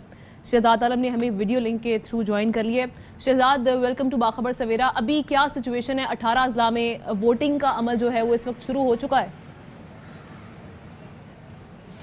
जी बिल्कुल। पहले तो मैं बताता चलूं कि आप लोगों ने काफ़ी और उसकी बात की तो सवात में ARY न्यूज़ की टीम जो कि लम्हा बलम्हा अपने आवाम को, अपने नाजरीन को उसको बाखबर रख रही है, तो अभी तक उसने चाय भी नहीं पी है। लेकिन आप लोगों की इन्हीं बातों ने हमें और भी भूखा कर दिया है। तो जो सवात के मौसम वैसे भी खुशगवार होता है, लेकिन जो गर्मी की शिद्दत है, जो यहाँ पर सियासी टेम्परेचर है, वो काफ़ी हद तक बढ़ चुका है। इस वक्त मैं मौजूद हूँ गोलकद्दा पोलिंग स्टेशन पर, जहाँ पर पाकिस्तान तहरीक इंसाफ के शाहिद अली खान, पाकिस्तान मुस्लिम लीग नून के हबीब अली शाह, अवामी नेशनल पार्टी के निसार खान, JUI के मौलाना हुज्जतुल्लाह और जमात इस्लामी के मोहम्मद अमीन के दरमियान कांटे का मुकाबला जारी है। और पूरे सवात में इस वक्त एक पुरअमन माहौल में इंतखाबात के लिए पोलिंग का अमल जारी है। मैं बताता चलूँ कि सवात में 214 नेबरहुड कौंसल है, जिसके लिए 1648 उम्मीदवार मैदान में है और उसमें 303 खवातीन भी शामिल है, जिनके लिए आज पोलिंग का मरहला जारी है।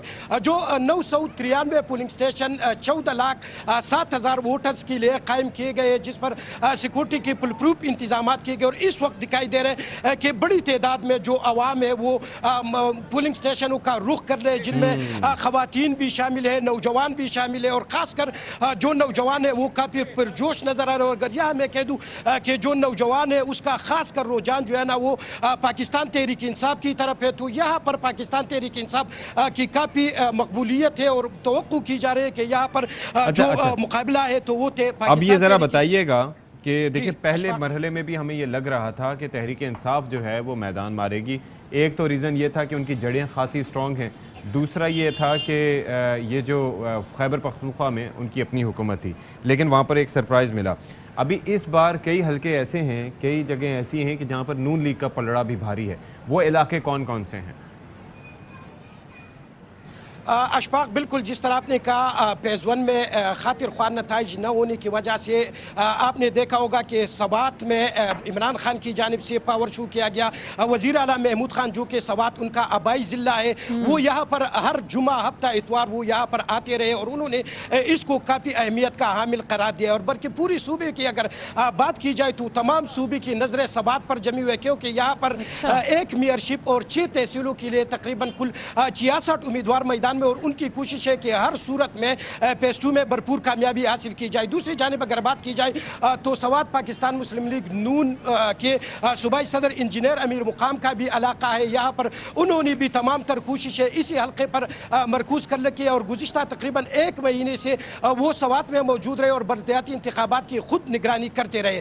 तो खासकर वज़ीर आला खैबर पख्तूनख्वा उनका जो आबाई इलाका है, आबाई हल्का है मट्टा, वहाँ पर उनके भाई अब्दुल्ला खान वो उम्मीदवार है और उनका मुकाबला अवामी नेशनल पार्टी के अब्दुल जब्बार खान के दरमियान है।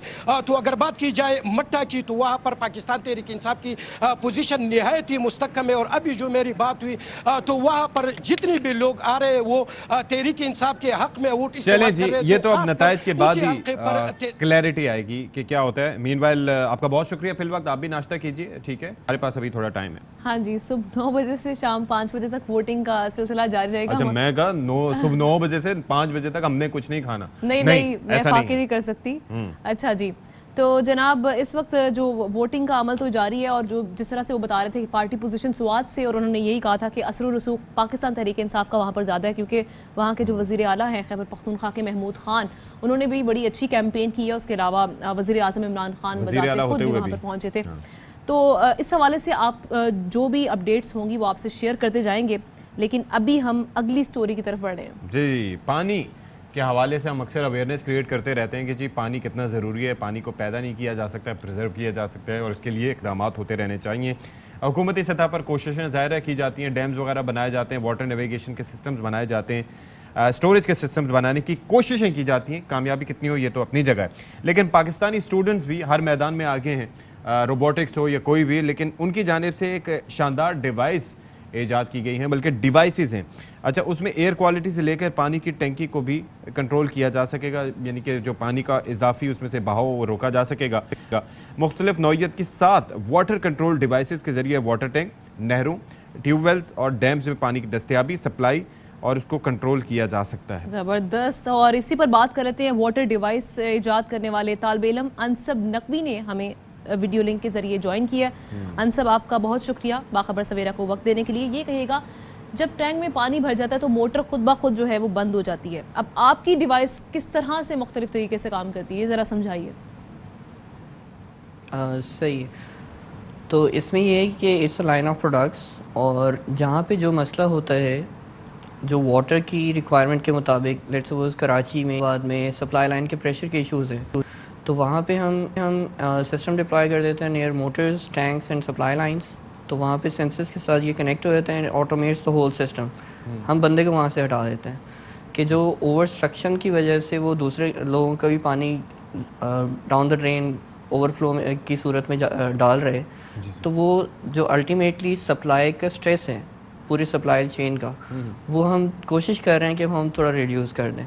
अच्छा, आपने ये पता चला है कि 7 वाटर कंट्रोल डिवाइसेस हैं, तो पहले हमें उन डिवाइसेस के बारे में बताइए कि वो कौन कौन सी हैं। अच्छा, इसमें कुछ हमारे पास मोटर कंट्रोलर्स हैं जो कि मल्टीपल मोटर्स के ऊपर, सिंगल मोटर्स के ऊपर, मल्टीपल टैंक्स के ऊपर, और क्योंकि पाकिस्तान में SPCA में लेट्स सपोज कराची में SPCA के रूल्स फॉलो नहीं होते, तो जो सप्लाई की डिस्ट्रीब्यूशन है तो उसके मुताबिक प्रेशर सप्लाई मेंटेन नहीं होता। तो हर एक घर का, हर इंडस्ट्री का, हर कमर्शियल यूनिट का जो रिक्वायरमेंट होती है वो अलग होती है। तो हमने पूरी प्रोडक्ट लाइन ही ऐसे मॉडुलर बनाई कि आप प्रॉब्लम बताएं, हम उसके हिसाब से एडजस्ट करके दे देते हैं। साइट का सर्वे होता है, और देन क्योंकि इसमें फिर टेक्निकल काफ़ी चीज़ें हैं, single tank water controller, dual tank water controller, protocol converters, आपने पूरी डैम लेवल की मॉनिटरिंग करनी है, आपने पूरी सिटी की सिटी वाइज जो डिस्ट्रीब्यूशन है जो आपकी वाटर सप्लाई की है वो मॉनिटर करनी है ऑन अ सिंगल डैशबोर्ड। तो वो सारी की सारी डैम वाटर लेवल मॉड्यूलर या उनका जो वाटर लेवल चेक करने के अपने तरीक़ेकार मौजूद हैं, और जाहिर है कि वहाँ पर तो आपके पास जो कैपेसिटी है चीज़ों को मैनेज करने की, अब वो कितने एकड़ फीट तक पानी अगर हो तो उसको आप मैनेज कर सकते हैं। Let's say if you talk about the dam. So damn level की जो मैनेजमेंट की बात है वो एक लार्ज स्केल की चीज़ होती है, उसमें हम मॉनिटरिंग प्रोवाइड करते हैं, ऑल मॉनिटरिंग कि भाई कितना बहाव गुजर रहा है, कितना आपका लेवल है, या कितने आपकी वहाँ के टेम्परेचर है, उन सारे पैरामीटर्स को हम सिंगल डैशबोर्ड पे लेके आ जाते हैं। अच्छा, लेकिन ऑलरेडी उनके पास एक सिस्टम एग्जिस्टिंग होता है जिससे हमें ज़ाहिर है आपको पता है सैलाब के मौके पर या कोई भी वैसे सिचुएशन में भी हम बताते हैं कि जी इस वक्त कितने कि उससे करेला गुजर है, ये गुजर है। आप जो ऑफ़र कर रहे हैं उसमें ऐसा क्या डिफरेंट है जिससे गवर्नमेंट आपकी तरफ आने पर मजबूर होगी? सो उसमें ये है कि हमारे पास जो मॉड्यूलरिटी बाय डिज़ाइन है पूरे प्लेटफॉर्म में कि आप हमें प्रॉब्लम बताएं, और dedicated made in Pakistan product line है हमारी, तो उसकी कॉस्टिंग, मॉड्यूलरिटी, उसकी सपोर्ट सिस्टम हमारे पास काफ़ी स्ट्रॉन्ग है। तो ये चीज़ें हमें और साथ में वी ऑल्सो हैव कि हम सिर्फ प्रोडक्ट्स बना के बेचते नहीं हैं, we are also certified for designing of these distribution lines. We know कि पानी कहाँ से आता है, किस चैनल से गुजरता है, कितनी पाइपिंग होती है। आप मुझे डेफिनेशंस बता रहे हैं, आप मुझे बता रहे हैं कि ये चीज़ें मौजूद है, लेकिन हम आपसे ये जानना चाह रहे हैं कि वो चीज़ें हैं क्या, ताकि हमें ज़ाहिर है कि आगाही उससे हासिल हो सके और उनकी कैपेसिटी किस हद तक। मिसाल के तौर पर मैं आपको बताता हूँ कि ये जो हमारे पास बन रहा है भाषा डैम, आपको पता है इसकी कैपेसिटी कितनी है? नहीं, इसका मुझे एग्जैक्टली नहीं। 8 मिलियन एकड़ फीट से ज़्यादा है उसकी कैपेसिटी। तो अगर उस पानी को मैनेज करने का आपको मौका दिया जाए तो आप कैसे करेंगे? या काला बाग अगर बनता है तो 6 मिलियन एकड़ फीट उसकी कैपेसिटी, उसको कैसे मैनेज करेंगे? या बाकी डैम्स जो हैं, तो ज़ाहिर है कि उस हवाले से ज़्यादा बेहतर मालूमात मिल पाती तो हमारे शो देखने वाले वो भी आपसे रब्ता कर सकते थे और काफ़ी कोई आपसे मदद भी ले सकते थे। देखिए जी, इसमें यह है कि जो ये लार्ज स्केल की स्टोरेज सिस्टम्स हैं या डैम्स हैं, हम काम करते हैं मॉनिटरिंग पे उनके ऊपर, एंड देन जो डिस्ट्रीब्यूशन लाइंस होती हैं जो up to city level enter हो रही हैं या सिटी के अंदर चीज़ें चल रही हैं, अर्बन प्लानिंग के अंदर जो मसले हैं, प्रेशर सप्लाई के इश्यूज़ हैं, पंपिंग के इश्यूज़ हैं, हम उसको सारे सिस्टम को ऑप्टिमाइज़ कर देते हैं थ्रू दीज डिवाइसेस। अगर हम सिर्फ डैम लेवल की बात करें या उसकी बात करें, वो बहुत लार्ज स्केल एक चीज़ हो जाती है। सही है, ठीक है जी। अनसब नकवी तालिबे इल्म हमारे साथ मौजूद थे और जो डिवाइसेस उन्होंने हवाले से बात कर रहे थे, बहुत शुक्रिया आपका। अच्छा जी, अब हम बात करने वाले हैं जी मैच की। आज पाकिस्तान और ऑस्ट्रेलिया का दूसरा मैच, वनडे मैच होने जा रहा है। पहला मैच हम हार चुके हैं और उससे पहले हम टेस्ट सीरीज़ भी हार चुके हैं, तो आज सीरीज़ बचानी है हमें वनडे वाली। उसके लिए बड़े जतन करने पड़ेंगे क्योंकि पहले हमारी बॉलिंग लाइन पहले मैच में काफ़ी लड़खड़ा गई थी, कोई परफॉर्मेंस हमें मिडल ऑर्डर की जानिब से भी नज़र नहीं आई।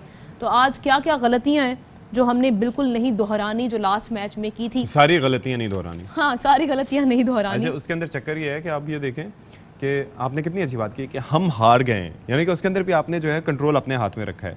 हालांकि ये नहीं बोला आपने कि उन्होंने हमें हराया है, उन्होंने हमें 88 रन से मारा है, नहीं, क्योंकि उनकी इनएक्सपीरियंस टीम थी, इतने लोग उनके जा चुके थे और हम खुश हो रहे थे, खुशियां मना रहे थे जी ये भी चला गया। याद है मेरा डायलॉग ऑन पेपर वाला, जब आप और शेफ जेट कह रहे थे कि नहीं जी वो है बड़ी कमजोर टीम है, अब कोविड से भाई बात ये है कि उनके अंदर देखें मेंटल स्ट्रेंथ बहुत ज्यादा है। हमारा ये है कि 2 प्लेयर्स आउट हुए। आप जस्ट इमेजिन, अभी तो पैट कमिंस उनके साथ नहीं है, लेकिन आप देखें कि 350 का उस बंदे ने आपको टारगेट दे दिया, हालांकि he was a young captain, उसने और रिस्क लेते हुए, ये जानते हुए कि इससे पहले जो टेस्ट मैच था तो कितने 450 से ऊपर पाकिस्तान ने बना लिया करना हमारे लिए आसानी, फिर भी हमने ये, और उसके बावजूद देखें 350 पे, क्योंकि उसने मैच फंसाया नहीं, मैच जीतने या हारने की कोशिश की।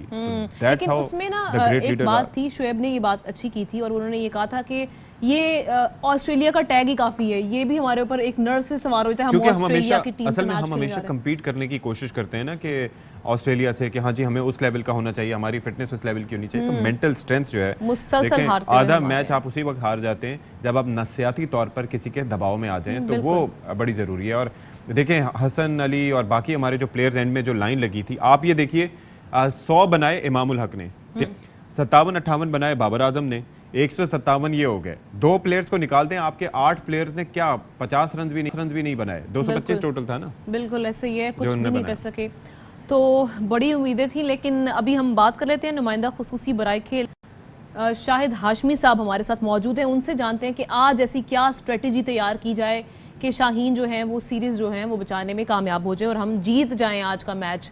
शाहिद हाशमी साहब, क्या गलतियां हमने लास्ट मैच में की थी जिनको आज नहीं दोहराना? देखिए, हमने कोशिश ही नहीं की शुरू से विकेटें लेने की। 110 रन की ओपनिंग पार्टनरशिप हो गई, चौथे 5वें ओवर से स्लिप निकाल ली। हम समझ रहे थे शायद वो खुद आउट हो जाएंगे, या हमें पूरे 50 ओवर कराना फर्ज है हमारे ऊपर, मैंडेटरी है हमारे ऊपर, हमें आउट नहीं करना। तो जब पहली विकेट आउट नहीं की, एक बैट्समैन आया 2.25 साल के बाद, उसने सेंचुरी बना दी। फिर 72 गेंदों पे 81-84 गेंदों पे सेंचुरी पार्टनरशिप हो गई। तो शुरू में ऐसा लगा जैसे आउट करने की कोशिश ही नहीं की, फिर एकदम से होश आया कि नहीं आउट भी करना है भाई, 50 ओवर पूरे नहीं खिलाने, और एक बहुत बड़ा स्कोर करवा दिया। 311 बहुत बड़ा स्कोर था जो पाकिस्तान की पहुंच से बहुत दूर होता है। पाकिस्तान चेज कर सकता है 250, 260। कई सालों से हमारा जो बेस्ट वनडे में चेज है वो 329 रन का है, जो इतना बड़ा नहीं है। हमें अपनी क्रिकेट को बहुत संवारना है। तो आज के लिए आज की जो पोजीशन है वो ये है कि पाकिस्तान के दोनों कप्तान, बड़ा वाला कप्तान भी और छोटा वाला कप्तान भी, दोनों पोजीशन बहुत सख्त टाइट आ गई है उनके सामने। एक ऑस्ट्रेलिया है, एक अपोजिशन है, तो दोनों कप्तान मुश्किल में है। यहाँ पर चांसेस फिर भी हैं सर, ये जो क्रिकेट वाले हैं ये चांसेस फिर भी हैं। बिल्कुल। अच्छा, लेकिन क्या करना होगा? Shaheen is back sir, confirm करेंगे आप? शाहीन आज खेलेंगे, बिल्कुल इंशाल्लाह खेलेंगे।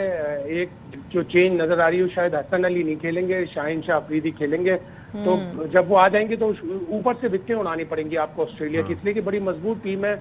उनका सिस्टम इतना अच्छा है कि अगर उनके 5-6 की प्लेयर्स चले भी जाते हैं, फिर भी जो प्लेयर्स आते हैं टीम में, चाहे उन्होंने इंटरनेशनल क्रिकेट नहीं भी खेली होती, वो पूरी तरह तैयार होते हैं। अच्छा, तो आपको अटैकिंग क्रिकेट खेलनी पड़ेगी, अग्रेसिव क्रिकेट खेलनी पड़ेगी, डॉट बॉल्स कम खेलनी पड़ेंगी जब आप बैटिंग करते हैं। ये हमारे सिस्टम वो पता नहीं स्टैट्स भी कोई थे ना कि 10 ओवर्स में पता नहीं कितने रन बने थे, हालांकि इमाम और उस वक्त वो बैटिंग कर रहे थे बाबर आजम। तो इस चीज को देखने की जरूरत है। हम बहुत दूर तक रख लेते हैं कि हम बहुत आगे जाके मारेंगे आखिरी 10 ओवर में। आज का काम कल पे मत छोड़ो, शुरू के ओवर्स आखिर के ओवर्स पे मत छोड़ो। अगर आप छोड़ोगे तो फिर आपको 8, 9, 10 का एवरेज बनाना बड़ा मुश्किल हो जाता है, और ऑस्ट्रेलिया बड़ी प्रोफेशनल टीम है, वो इस तरह नहीं करने सही। शायद साहब ये कहेगा, if I am not wrong, हम लास्ट वाला जो मैच था उसमें टॉस जीत गए थे, फिर उसके बाद हम चेजिंग की तरफ क्यों गए? हम चेज करते ही ना। हमें पता है कि जब पहाड़ जैसा स्कोर खड़ा हो जाए तो हम तो ऑलरेडी टेंशन में आ जाते हैं, नर्व्स पर काबू नहीं पा जाते हैं। हाँ, काम पे टांग जाती हैं। आज वो क्या एक करना पड़ेगा? उर्दू का मुहावरा है, न जाए रफ्तन न पाए मानदन। तो चाहे पहले बैटिंग कर ले, चाहे दूसरे बैटिंग कर ले, आपको अग्रेसिव क्रिकेट खेलनी है, जीत के लिए जाना है। कोशिश जरूर की पाकिस्तानियों ने, लेकिन हमारे सिस्टम में खराबी है कि हम बहुत ज्यादा डॉट बॉल्स खेलते हैं। हम आखिरी ओवर्स तक मैच ले जाने की कोशिश करते हैं कि नहीं हम आखिर में 10-12 रन का एवरेज कर लेंगे। कल एक डोमेस्टिक मैच चल रहा था, उसमें भी एक बैट्समैन ने खुर्रम मंजूर ने 55 रन्स बनाए, लेकिन 85 गेंदें खेली और आखिर ये तक स्ट्राइक रेट पे काम को- करना होगा सर। पहले सिर्फ T20s में होता था, लेकिन अब वनडेज में भी इट्स हाई टाइम कि ये करना होगा। और फिर दूसरा एक मशवरा टीम को दे दीजिएगा कि आपने घबराना नहीं है, ठीक है। पहले तो ये है, और इस पे ऐसा ही फिर इसके है। बाद अमल भी करना है, ठीक है।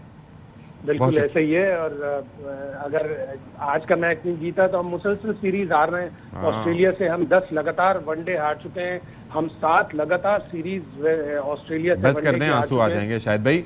अभी ये स्टैट्स ना बताएं, ये जब हार जाएंगे फिर बताएंगे। अभी दुआ करते हैं कि जीत जाएं। बिल्कुल ऐसे ही है, अल्लाह करे आज का मैच जीत जाए। शायद हाशमी साहब हमारे साथ मौजूद थे और आज पर तबसरा कर रहे थे जी क्या क्या गलतियां हमने की और अब क्या क्या गलतियां जो हैं वो नहीं करनी आज के मैच को लेके। बड़ा क्रिटिकल और बड़ा इंपॉर्टेंट मैच है। स्टे विद अस, हम ब्रेक ले रहे हैं।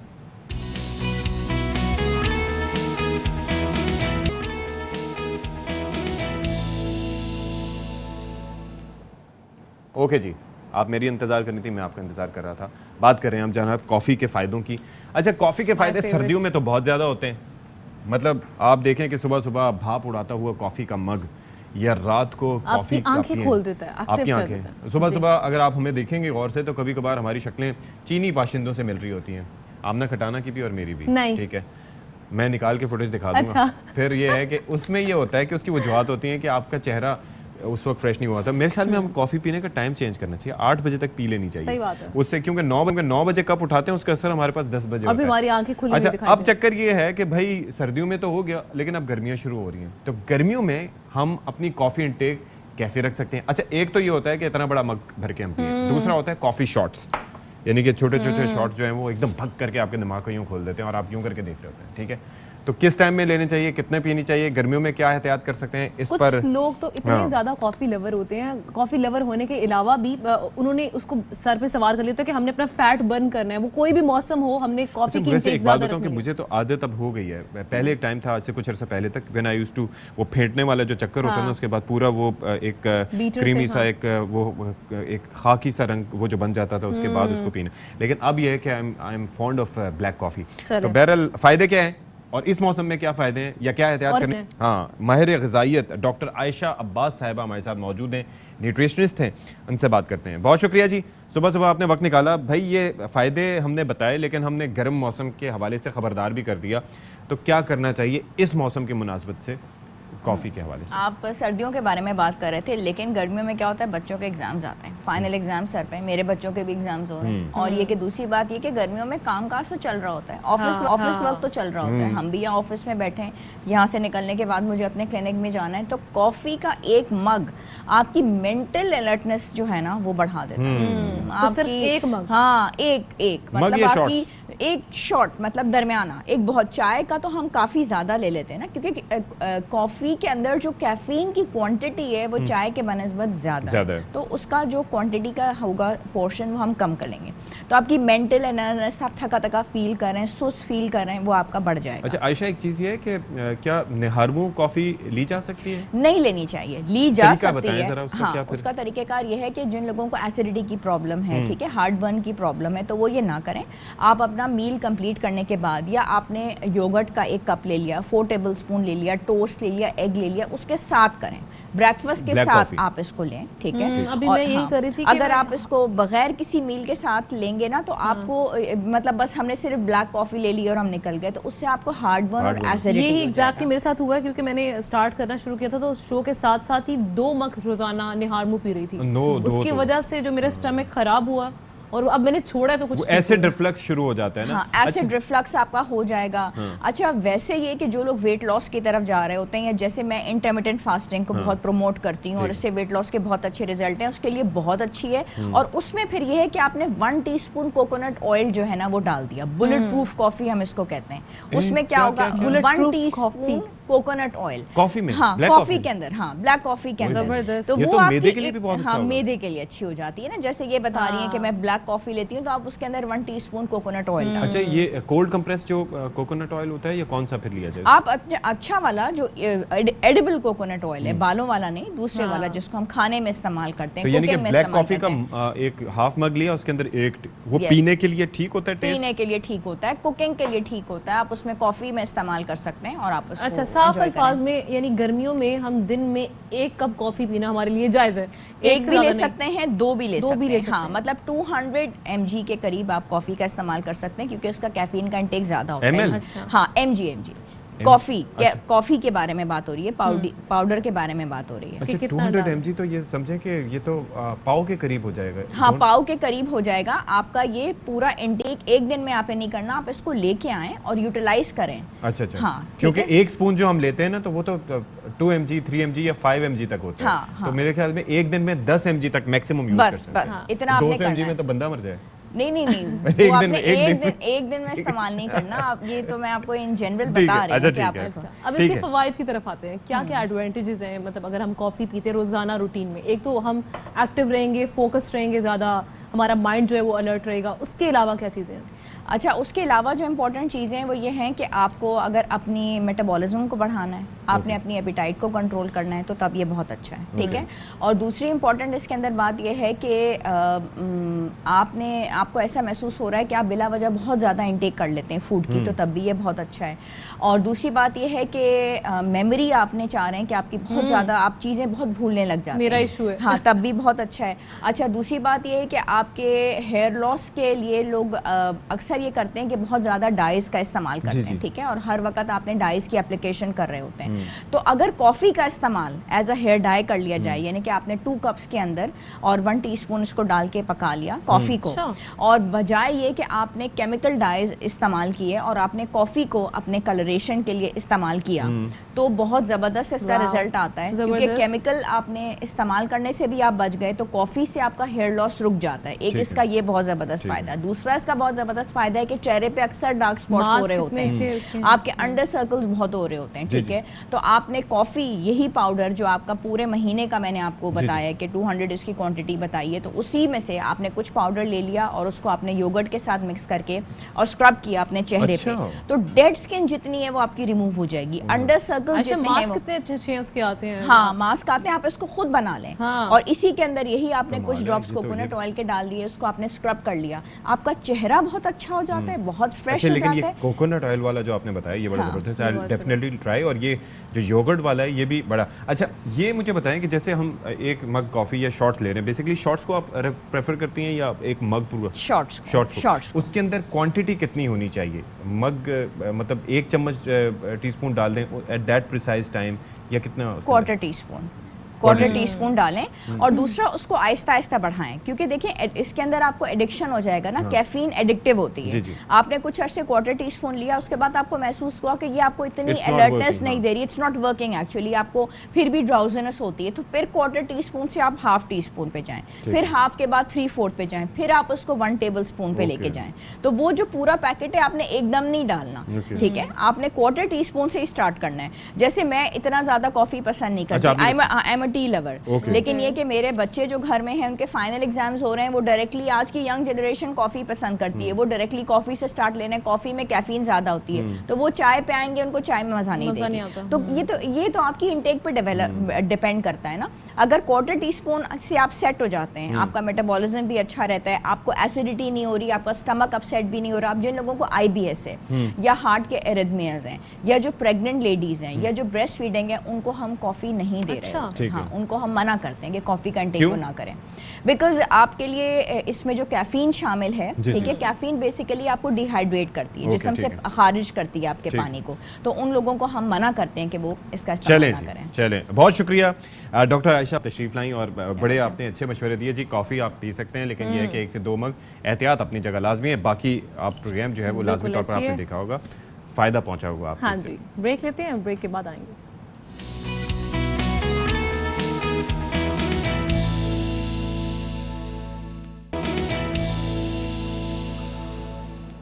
Welcome back once again. सबसे पहले खबर शामिल करते हैं। सिंध में मैट्रिक की मुफ्त तालीम का सिलसिला ख़त्म कर दिया गया है। 4 साल कबल सिंध हुकूमत ने मैट्रिक की मुफ्त तालीम शुरू की थी। सखर मीरपुर खास बोर्ड के बाद हैदराबाद बोर्ड ने भी इम्तिहानी फीस लेना शुरू कर दी है। इस हवाले से एक मुरासला भी जारी कर दिया गया। अच्छा, सिर्फ जो है वो इम्तिहानात मुफ्त दे सकेंगे, और ये बड़ा अजीब सी चीज़ है जो की गई है। अनवर खान हमारे साथ मौजूद हैं। अनवर भाई, सीधी सी बात है कि आइन का एक आर्टिकल है 25A, ठीक है, वो ये कहता है कि रियासत जिम्मेदार है 5 से 16 साल तक के जो बच्चे हैं उनको मुफ्त तालीम फराहम करने की। ये तो आईनी एक कॉन्स्टिट्यूशनल राइट है, तो ये कैसे बोर्ड की जानिब से ये सिलसिला खत्म किया गया? जी देखें, ये जो सिंध भर के तमाम तालीमी बोर्ड हैं इनके चेयरमैन का मुश्तरका फैसला है, जो कि दस्तूर पाकिस्तान का जो आर्टिकल है उसकी संगीन खिलाफ वर्जी के भी ये तमाम के तमाम अफराद मुर्तकिब हुए हैं। और 4 साल कबल महकमा तालीम हुकूमत सिंध ने इस बात का फैसला किया था कि सिंध भर के तमाम तालीमी बोर्ड 9वीं 10वीं 11वीं 12वीं की मुफ्त फराहमी का सिलसिला शुरू करेंगे। पहले ये सक्कर बोर्ड और उसके बाद मीरपुर खास और उसके बाद हैदराबाद तालीमी बोर्ड ने भी अब फीसें वसूल करना शुरू कर दी है, जिसके बाकायदा नोटिफिकेशन भी जारी किए गए हैं। और जो बोर्ड के जो सरबराहान है मुख्तलिफ बोर्ड की जिनसे हमारी गुफ्तगू हुई थी, उनका कहना यह था कि सिंध हुकूमत ने गुज़िश्ता साल से माली फंड्स की अदायगी जो है हमको बंद कर दी है और हमको मामूल की उमूर चलाने में मुश्किलात का सामना है। तमाम तनख्वाहें जरूर अदा की जा रही हैं। उसके साथ साथ अब हैदराबाद तालीमी बोर्ड की असनाद के लिए 1970 रुपये अदा करने होंगे, जो कि तालिब इल्म अदा करेंगे, जबकि इम्तहानी फीस बदस्तूर 640 रुपये जो है वो सिंध हुकूमत अदा करेगी। तो पिछले साल जो तालीमी फंड रोके गए थे, इसके बाद ये सूरत हाल सामने आई है। तो इस तरह अब सुबह सिंध के अंदर तालीमी बोर्ड के सरबराहों ने नोटिफिकेशन जारी करके लाखों तालिब इल्मों से तालीम का हक छीनने की कोशिश की है, जो कि आईन की खिलाफ वर्जी भी सूरत में सामने आई है। चलिए जी, बहुत शुक्रिया अनवर खान। और ये जाके दूसरे सूबों में अगर पंजाब की बात करें तो वहाँ पर इंसेंटिव्स दिए जा रहे हैं कि बच्चों का स्कूल भेजा जाए तालीम ताकि वो हासिल कर सकें, और इंसेंटिव की वजह से उनको खाना प्रोवाइड करने की बात की जा रही है। और यहाँ पर जो बेसिक कॉन्स्टिट्यूशनल राइट है, आइन जब ये कहता है तो फिर ये समझ से बालातर है कि भाई आखिर क्यों। बिल्कुल ऐसी ही है। अब हम बात करते हैं हमारे मुआशरे में एक बड़ा ही अलमिया है, वो ये कि यहाँ पर इंसाफ जो है वो सिर्फ जो है एक कमज़ोर शख्स के मामले में किया जाता है। एक कमज़ोर शख्स जो है वो उसको सज़ा मिल जाती है, लेकिन एक ताकतवर शख्स जो है वो सज़ा से बच जाता है जब भी कोई ऐसा केस सामने आता है। या फिर ऐसा किया जाता है कि ऐसे ताखीरी हरबे इस्तेमाल किए जाते हैं जिससे जो मुतासरा फरीक होता है वो खुद ब खुद सुलह करने पे मजबूर हो जाता है सुलह करने अच्छा, पर। उसके अंदर चक्कर भी है ना कि एक तो प्रोटेक्शन नहीं है, दूसरा ये है कि प्रेशर इतना होता है, दूसरा डराया धमकाया जाता है, उनका बिल्कुल नातका बंद कर दिया जाता है, तो वो क्या करें। अब इस पे हुआ ये है कि उनकी शीरीन जोखियो जो कि नाजिम जोखियो की अहलिया हैं, बेवा है उनकी, उन्होंने बेबसी का इजहार किया और कहा है कि मेरी मजबूरी कोई नहीं समझ सकता, अल्लाह ना करे कि ऐसा वक्त किसी पर आए, और मैं केस लड़ना चाहती थी, मेरे अपनों ने ही साथ छोड़ दिया और फिर ये माफ़ भी कर दिया उन्होंने। बिल्कुल इसी पर बात कर लेते हैं। इंसानी हुकूक के मुतहरिक समाजी रहनुमा एडवोकेट मोहम्मद जिब्रान नासिर साहब हमारे साथ हैं, उनसे बात करते हैं। सर, ये कहिएगा, बेवा ने माफ़ करने का ऐलान कर दिया है, आप क्या समझते हैं इस केस में भी वही हुआ कि जस्टिस डिलेड हुआ तो उनके बाद उन्होंने सोचा कि ये केस जो है इसकी बार बार समाअत पे जाना, ये सब इतने सारे इशूज़, उसके बाद एक प्रेशर भी होता है पीछे से, क्योंकि इसमें जाम अब्दुल करीम साहब भी इन्वॉल्व थे। बात है कि शहीदों के नाम पे वोट लेने वाली जमात कातिलों के कंधों पर इस्लामाबाद में इनकलाब लेने निकली है। दूर से जो नज़र आ रहा है आपको कि जमहूरियत की बारात है, ये नज़दीक से देखेंगे तो ये जनाजा नजर आएगा। MNA साहब 6 महीने मफरू रहने के बाद आज खास प्रोटोकॉल में उतरे और पीपल्स पार्टी के सूबे के बड़े अहदेदारों ने और कुछ मिनिस्टरों ने उनका इस्तकबाल किया, और बेल उन्होंने ली थी इसलिए कि वो ट्रायल में पेश होंगे, मगर मकसद ये था कि वो तहरीक अदम अदमात में जाके अपना वोट कास्ट कर सकें। और ये सब उस दौर में हुआ जिस दौर में पाकिस्तान पीपल्स पार्टी के चेयरमैन बिलावल भुट्टो जरदारी साहब नेशनल असेंबली की जो कायमा कमेटी है बरा इंसानी हकूक, उसके चेयरमैन थे। तो एक MNA पे कत्ल का इल्जाम हो और वो इल्जाम किसी एक IO किसी एक पुलिस इंस्पेक्टर ने नहीं बल्कि 3 मुख्तलिफ इन्वेस्टिगेटिंग ऑफिसर्स ने लगाया हो, साथ में एक JIT हो जिसमें 8 बड़े ओहदेदार पुलिस के हों, DIG लेवल तक के, और उन्होंने भी कहा कि इसके ऊपर कार्रवाई हो और जाहिर है कि इंसाफ के तकाजे पूरे होने चाहिए। बहुत शुक्रिया, अपना नासिर साहब हमारे साथ मौजूद थे। बिल्कुल ऐसे ही, और अब वक्त हुआ आपसे इजाज़त लेने का। जिंदगी रही तो कल फिर आपकी खिदमत में हाजिर होंगे। खुश रहें और खुश रखिए। अल्लाह हाफिज़।